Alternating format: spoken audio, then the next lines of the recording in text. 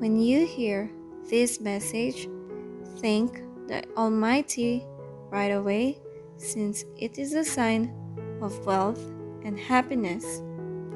This is confirmation that a higher dimension has bestowed upon you a gift that will benefit you in the future.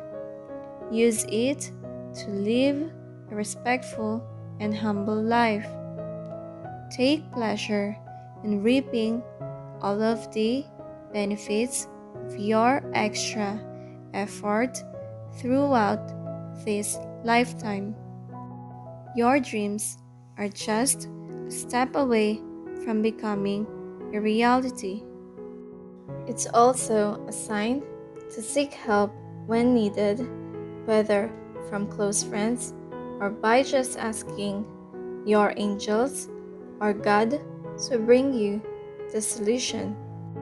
You may have noticed angels' numbers, but you probably ignored it. This is your wake-up call to face the truth about life. These numbers empower you in learning more and clearly seeing what your angels are trying to teach you. Be courageous in putting everything in good faith to the world, because good things always find its way back to you. Genesis chapter 8 says, "But God remembered Noah and all the wild animals and the livestock that were with him in the ark, and he sent a wind over the earth, and the waters receded." According to this verse, whatever you are going through, God is considerate and reliable to keep His promise. God is the creator of all people and all living things on the planet Earth. He wished for Noah to take every animal aboard the ark and to have faith in the coming of the end of the flood, when they would all be safe and live.